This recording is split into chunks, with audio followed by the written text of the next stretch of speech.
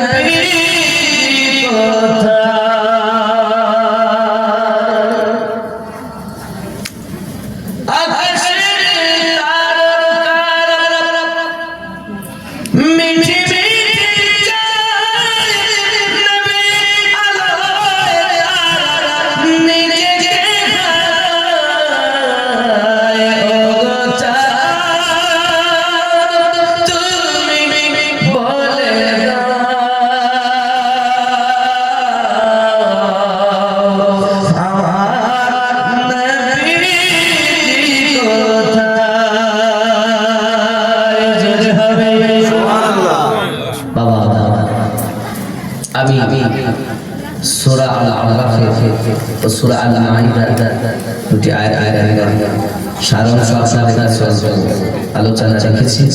সহিহ বুখারী কিতাবুল ঈমানের হাদিস নাম্বার 12 তে আপনাদেরকে বলেছি ইসলামের স্তম্ভ পাঁচটি: কালেমা, নামাজ, যাকাত, মানে যেখানে নামাজ ওখানে কিন্তু যাকাত। ওয়া আকিমুস সালাহ ওয়া আতুস যাকাত, নামাজ কায়েম করো, যাকাত দাও। তারপরে রমজান মুবারক মাসে রোজা রাখা নাকি একদম লাস্টে রোজা আমাদের কাছে আসছে। তারপরে হলো হজ, তারপরে রোজা। কালেমা, নামাজ, যাকাত, হজ, রমজান, রোজা রোজা আল্লাহ আমাদের সকলকে যেন রমজান মুবারক মাসে রমজান রোজাগুলো যেন সঠিকভাবে পালন করতে পারি। আল্লাহ আমাদের সকলকে কবুল করুক, সবাই আমিন। ভুল ত্রুটি মাফ করবেন। আস্তাগফিরুল্লাহ। 20 মিনিট দোয়া করবেন।